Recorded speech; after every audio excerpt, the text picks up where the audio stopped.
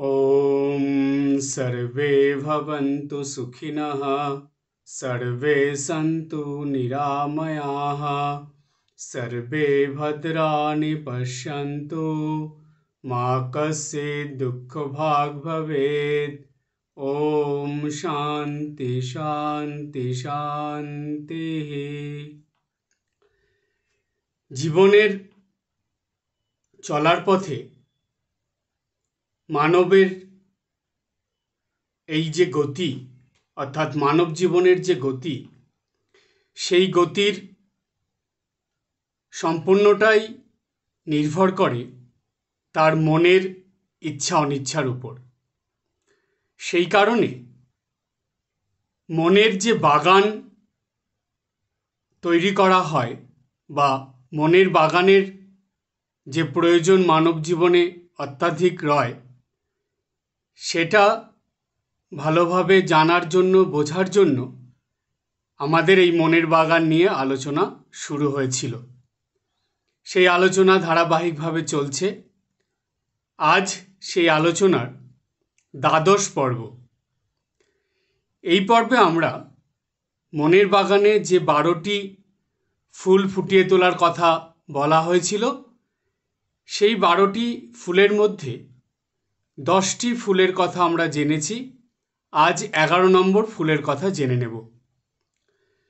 মনের বাগানে 12টি মূল্যবান ফুলের মধ্যে আজ যে ফুলটি নিয়ে আলোচনা করা হবে, সেই ফুলটা মনের বাগানে ভালোভাবে না ফুটলে বাগানের সৌন্দর্য ধীরে ধীরে নষ্ট হয়ে যায়। অর্থাৎ মনের সৌন্দর্য এবং মনের উন্নতি ধীরে ধীরে নষ্ট হয়ে যায়। এখন প্রশ্ন আসে মনে যে কি সেই মূল্যবান ফুল যেটার অভাবে মনের সৌন্দর্য, মনের উন্নতি নষ্ট হয়ে যায়। সেই মূল্যবান ফুলটির নাম হলো ক্ষমা। ক্ষমা নামক ফুল প্রতিটি মানুষের জীবনের বাগানের বা মনের বাগানের সৌন্দর্য বৃদ্ধি করতে সাহায্য করে। ক্ষমা করার অর্থ বা ক্ষমা কথার বা ক্ষমা শব্দের অর্থ হলো অকারণে আমার বা আমাদের যে বা যারা হিংসা বিদ্বেষ করে, অনিষ্ট করে, শত্রুতা করে, ক্ষতি করে, ইচ্ছা করে খারাপ করে আর মিথ্যা কথা বলে, বদনাম করে, এইসব দোষী মানুষদের বা অপরাধকারীদের শাস্তি দেবার সামর্থ্য থাকলেও শাস্তি না দিয়ে তাদের অপরাধ ক্ষমা করে বা অগ্রাহ্য করে ঈশ্বরের কাছে তাদের মনোভাব পরিবর্তনের জন্য প্রার্থনা করাকে বলা হয় ক্ষমা।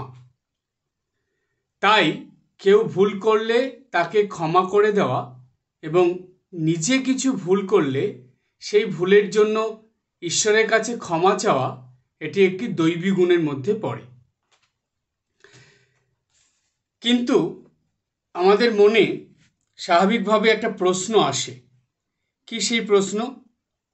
প্রশ্নটা হলো যে আমাদের পরিবারের ও সমাজে বেশিরভাগ মানুষের মধ্যে এই ক্ষমা নামক দৈবী গুণটা প্রায় দেখা যায় না বললেই চলে।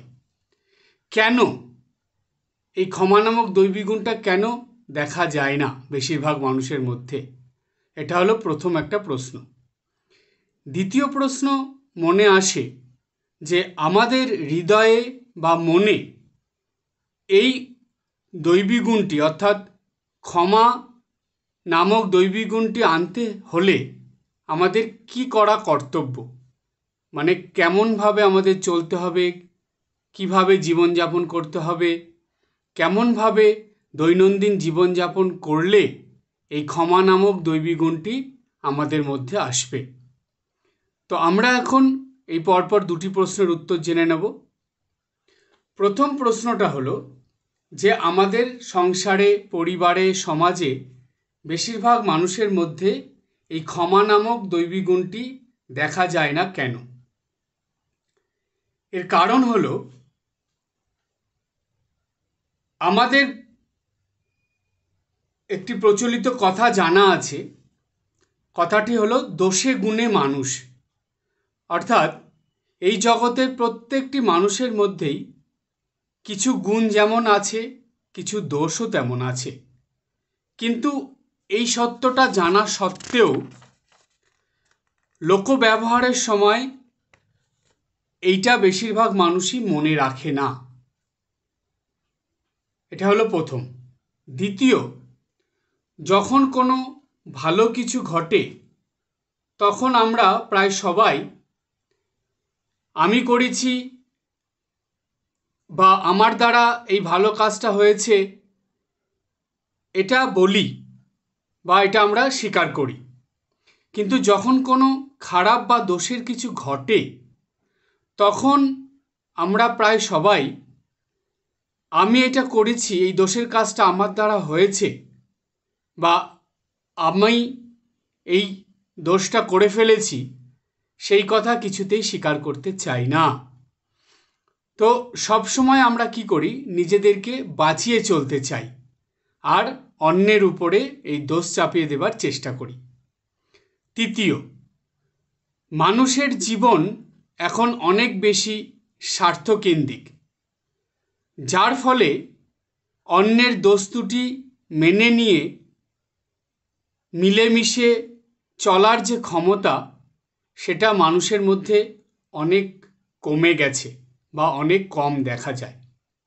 চতুর্থ,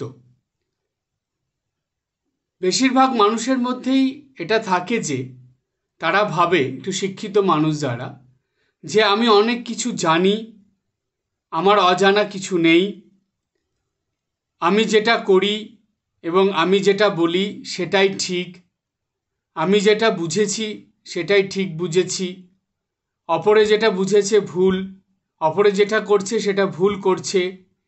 এই ধরনের মনোভাব সম্পূর্ণ মানুষের সংখ্যা বর্তমান সময়ে অনেক বেশি। তাই একে অপরের দোষ দেখার প্রবণতাও এখন অনেক বেশি। 5, এখন পরিবারের, সংসারের, সমাজের বেশিরভাগ মানুষের মধ্যেই হিংসা, বিদ্বেষ ও শত্রুতার মনোভাব অনেক বেশি। কেউ কারো ভালো কিছু প্রায় সহ্যই করতে পারে না। নাম্বার 6, বেশিরভাগ মানুষই পরনিন্দা পরচর্চা করতে ভালোবাসে। পরের দোষ নিয়ে কথা বলতে তাদের বেশি ভালো লাগে। তো আর পরের সম্বন্ধে কিছু বলে, পরের সম্বন্ধে নিন্দা করে, অপরকে ছোট করে, অপমান করে বা অপরের সম্বন্ধে খারাপ কিছু চর্চা করে যেন মানুষ বেশি আনন্দ পায়। তাহলে এই যে 5টা বা 6টা পয়েন্টের কথা বলা হলো বা 6টা কারণের কথা বলা হলো, এই উপরিক্ত কারণগুলো কিন্তু দৈবী গুণের মধ্যে পড়ে না, এগুলো আসরিক গুণের মধ্যে পড়ে। আর এই আসরিক গুণগুলো ক্ষমা নামক দৈবী গুণ অর্জনের পথে বাধা সৃষ্টি করে, অর্থাৎ ক্ষমা নামক দৈবী গুণটাকে অর্জন করতে দেয় না। যদিও মানুষের মধ্যে কিছু পরিমাণ থাকলেও সেটাও এই আসরিক গুণগুলো সেই ক্ষমা নামক দৈবী গুণটাকে নষ্ট করে দেয়। ফলে মানুষ বর্তমান সময়ে ক্ষমা নামক দৈবী গুণের অধিকারী হতে পারে না। এইবার দ্বিতীয় প্রশ্ন যেটা ছিল সেটার আলোচনার মধ্যে আসি।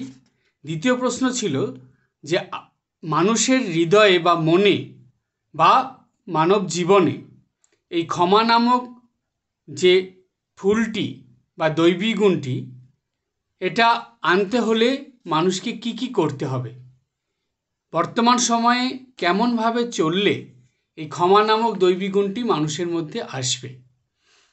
তো এখন আমরা স্বাভাবিকভাবেই এটা বলতে পারি যে এই ক্ষমা নামক দৈবী গুণটি অর্জনের জন্য পয়েন্ট করে করে আমি বলে দিচ্ছি যে এইগুলো করলে এই দৈবী গুণটি অর্জন হবে, অর্থাৎ আমাদের মনের বাগানে এই ক্ষমা নামক দৈবী গুণটি বা ক্ষমা নামক ফুলটি ফুটে উঠবে।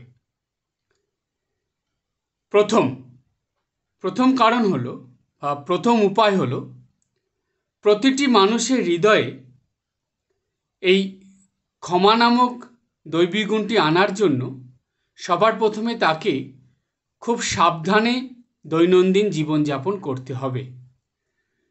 সবার ক্ষেত্রে বা সব ক্ষেত্রেই তাকে এটা মনে রাখতে হবে যে প্রথম, আমরা কেউ পারফেক্ট নই, আমরা সবাই কিছু না কিছু দোষে দুষ্ট, সবার মধ্যেই কিছু না কিছু দোষ অবশ্যই থাকবে। সেই কারণেই বলা হয় দোষে গুণে মানুষ। মানুষের মধ্যে দোষ যেমন থাকবে, গুণও তেমন থাকবে। কারণ দেখবেন আমাদের সামাজিক বিচারে কি বলে, যেই মানুষের মধ্যে গুণ বেশি থাকে এবং দোষ কম থাকে সেই মানুষকেই আমরা ভদ্র মানুষ, সভ্য মানুষ বলে জানি, বা সেই মানুষটাকেই একজন ভদ্র মানুষ বলা হয়। আর যেই মানুষটার মধ্যে দোষ বেশি থাকে, গুণ কম থাকে, আমরা সেই মানুষটাকেই অভদ্র মানুষ বলে বলি, বা সেই মানুষটার পরিচয় অভদ্র বলেই হয়। কিন্তু এই যে ভদ্রতা অভদ্রতা বিচার করার সময় অনেক সময় কি হয়, মানুষের মধ্যে যে গুণটা আছে সেটাকে আমরা দেখি না, সেটার দিকে চোখই দিই না। যেই দোষটা আছে সেটার দিকেই মানুষের চোখ যায় বেশি।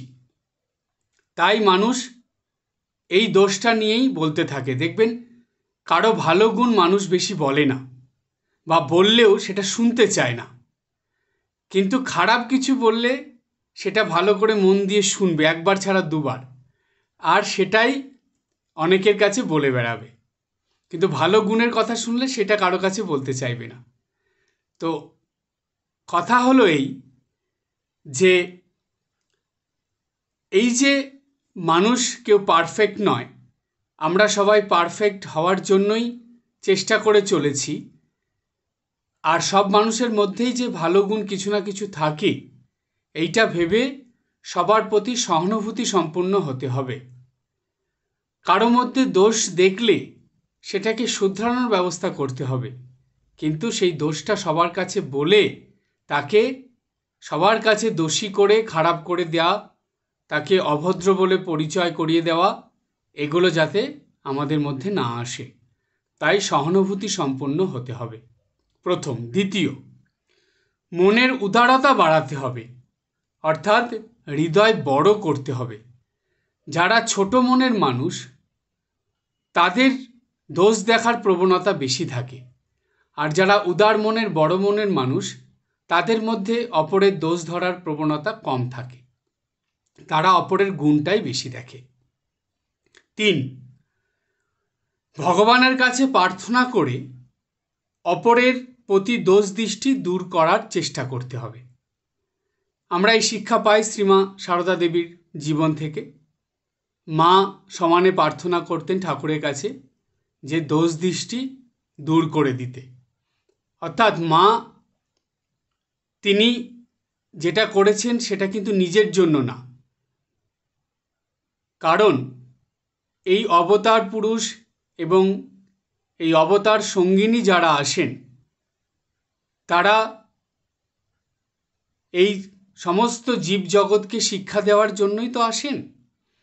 তো শ্রীমা সারদা দেবীর জীবনে সব কিছুই কিন্তু এই বর্তমান সময়ে বা বর্তমান যুগের মানুষের শিক্ষার জন্য।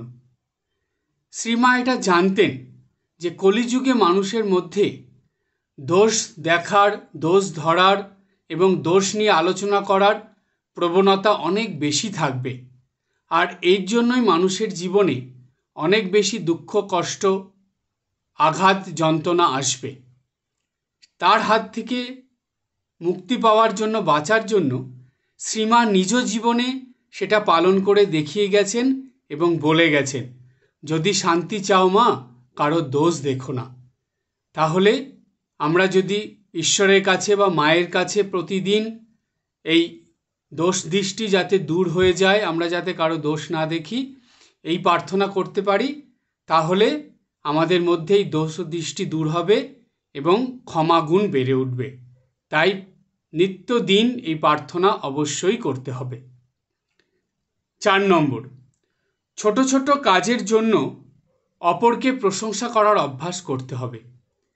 বেশিরভাগ ক্ষেত্রে আমরা দেখি যে বড় বড় কাজ করলে, ভালো কাজ হলে তার প্রশংসা অনেকেই করে, কিন্তু ছোটোখাটো ভালো কাজে কেউ প্রশংসা করতে চায় না।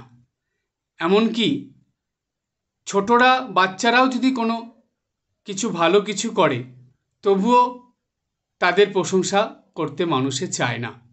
তো এই যে প্রশংসা না করা বা ভালো কিছু অপরের কাছে না বলার যে অভ্যাস, সেইটাকে দূর করতে হবে, সেটাকে মনের থেকে ত্যাগ করতে হবে। ছোটোখাটো যে কোনো কাজেই সেটা ভালো হলে প্রশংসা তো করতেই হবে, যদি ভালো নাও হয় তবেও তাকে ভালো করার জন্য উৎসাহ দিয়ে যতটুক ভালো হয়েছে ততটুকের জন্যই প্রশংসা করতে হবে, উৎসাহ দিতে হবে। এই অভ্যাসটা আমাদের করতে হবে। 5 নম্বর হলো, সবাই মিলে একসঙ্গে মিলেমিশে থাকার জন্য সহ্য শক্তি এবং সহনশীলতা আর তার সঙ্গে ধৈর্য শক্তি বাড়াতে হবে। শ্রীমা বারবার বলছেন এই ধৈর্য শক্তি আর সহ্য শক্তির কথা। এই ধৈর্য শক্তি, সহ্য শক্তি বাড়ালে কি হয় জানেন? অনেক ক্ষেত্রে কি হয়, আমরা যখন কারো কাছ থেকে হঠাৎ করে কিছু শুনি কারো নামে, প্রথমে ভাবি যে ও এরকম করলো, এটা তো ভালো কাজ করেনি, এটা খারাপ কাজ হয়েছে। তো আমরাও তার সঙ্গে তাল মিলিয়ে দোষ দেখতে শুরু করি। কিন্তু জানবেন, জ্ঞানী ব্যক্তিরা বা মুনি ঋষিরা এটা বলেছিলেন, যখনই কারো কাছ থেকে কিছু শুনবে সেটা সঙ্গে সঙ্গে বিশ্বাস করতে নেই। শুনে রাখলে কিন্তু তুমি নিজে যাচাই করে নেবে যে কথাটা সত্যি কি না। আর মানুষ মাত্রই যেহেতু ভুল হয়, তাই কেউ যদি কোনো ভুল কাজ করেও থাকে, কারো সম্বন্ধে যদি আপনি যেটা ভাবেননি সেরকম কথা শুনেও থাকেন, তবুও জানবেন সে তো এমন নয়, নিশ্চয়ই এরকম কিছু করেছে, মানে তার পিছনে অন্য কোনো কারণ থাকবে। তো সেটাকে জানতে হবে। অর্থাৎ কাউকে দোষারোপ করার আগে, কাউকে দোষী ভাবার আগে, কারো সম্বন্ধে খারাপ কিছু বলার আগে, পরনিন্দা পরচর্চা করার আগে আমাদের ভালোভাবে ভেবে নিতে হবে, চিন্তা করে নিতে হবে এবং সেটাকে বাদ দিয়ে গুণটা দেখে সেটা বলার চেষ্টা করতে হবে। আর দোষ হলে সেটা কেন হয়েছে সেটা জানার চেষ্টা করতে হবে। অপরের কাছ থেকে শুনে সঙ্গে সঙ্গে বিশ্বাস করে এবং সেটা আরও 5-10 জনের মধ্যে বলে দেওয়া, সেই অভ্যাস একদম ত্যাগ করতে হবে। 6 নম্বর হলো, পরনিন্দা পরচর্চা এবং অপরের সমালোচনা করা, এটা সম্পূর্ণ বন্ধ করে দিতে হবে। শ্রীমা সারদা দেবীর এটাই শিক্ষা না, শুধু এটা মায়ের নির্দেশ ছিল সকল সন্তানদের প্রতি, ভক্তদের প্রতি এবং এই সমস্ত জীবজগতের এই শ্রেষ্ঠ জীব মানুষদের প্রতি শ্রীমা সারদা দেবীর এটা নির্দেশ ছিল যে পরনিন্দা পরচর্চা করা, পরর দোষ দেখা, এটা সম্পূর্ণ বন্ধ করতে হবে। এরপরে 7 নম্বর, নিজেকে সবসময় কিছু না কিছু ভালো কাজের মধ্যে ব্যস্ত রাখতে হবে। ভালো চিন্তা করা, ভালো বই পড়া, ভালো কিছু কাজ করা, ভালো কথাবার্তা বলা, সব কিছুর সঙ্গেই ভালোটা যুক্ত করতে হবে। এই ছোট্ট একটা শব্দ ভালো, এই শব্দটাকে আমরা খুব একটা বেশি গুরুত্ব দিই না, কিন্তু জানেন এই ভালো শব্দটা যদি আপনি সব কিছুর সঙ্গে লাগিয়ে নেন, দেখবেন আপনার জীবনে একটা নতুন আলো আসবে। আপনি তখন সব কিছুর মধ্যে এই ভালোটাকে খুঁজে পাবেন এবং কায় মন বাক্যে সর্বদা সব কিছু ভালো করারই চেষ্টা করবেন।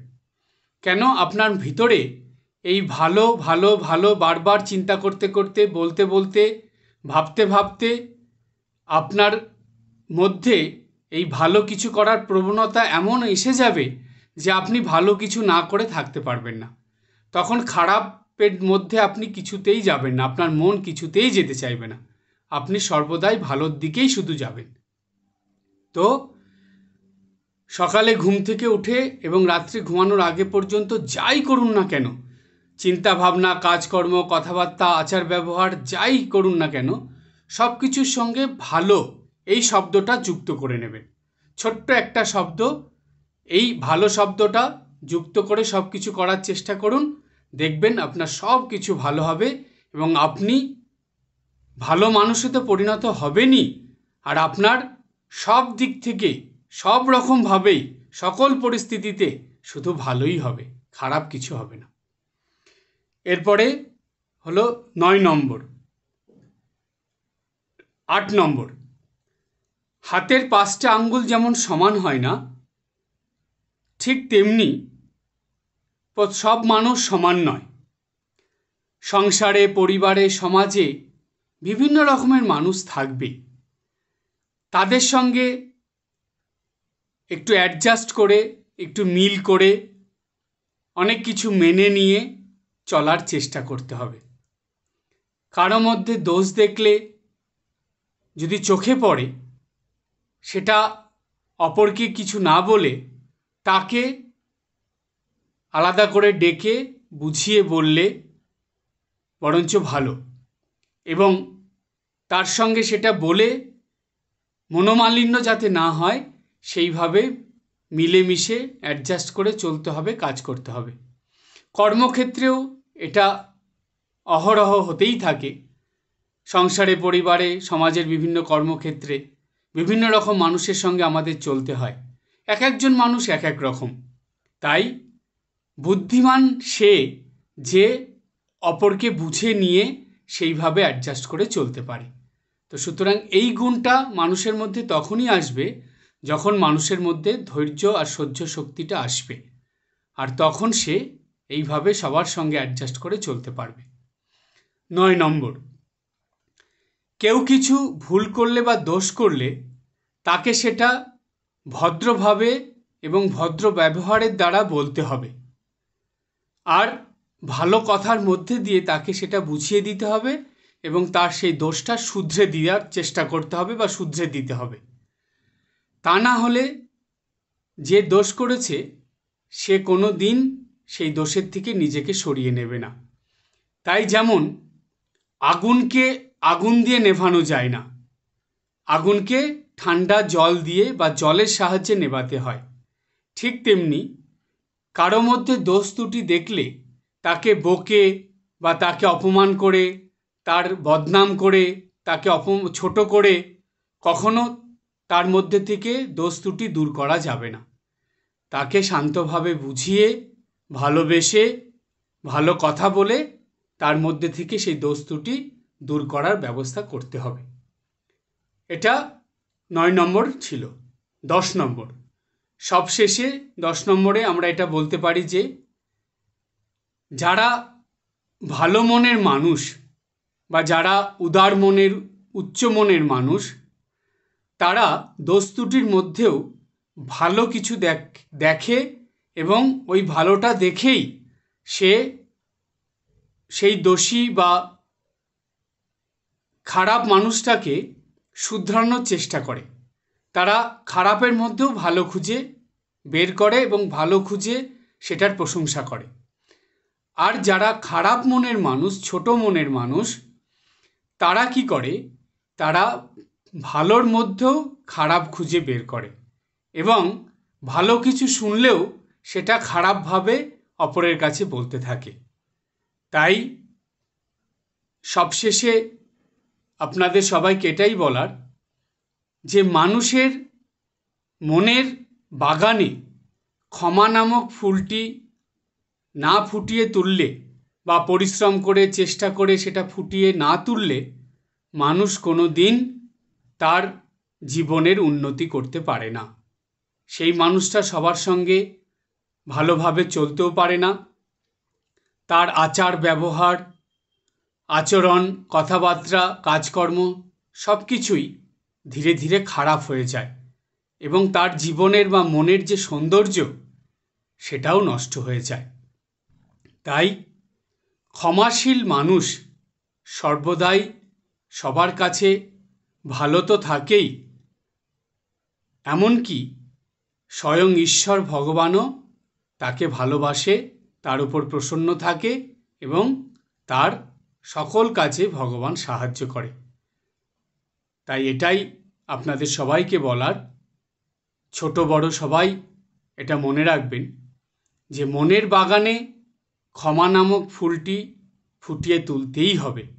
এই ফুলটি ফুটিয়ে না তুললে মানুষের জীবনের কখনো সৌন্দর্য আসবে না, অর্থাৎ মনের বাগান সুন্দরভাবে সেজে উঠবে না এবং মনের সৌন্দর্য যে জীবনের প্রত্যেক ক্ষেত্রে ফুটে ওঠে সেটাও উঠবে না। তাই সেই মানুষটার মন এবং সেই সঙ্গে সঙ্গে তার জীবনটা ধীরে ধীরে নষ্ট হয়ে যাবে। আর ক্ষমা নামক ফুলটি ফুটিয়ে তুললে তার মনের সৌন্দর্য যেমন বাড়বে, তেমন তার দৈনন্দিন জীবনে সব কিছুর মধ্যেই সেই সৌন্দর্য, আনন্দ এবং হাসি খুশি সব কিছু ফুটে উঠবে এবং ভালো হবে।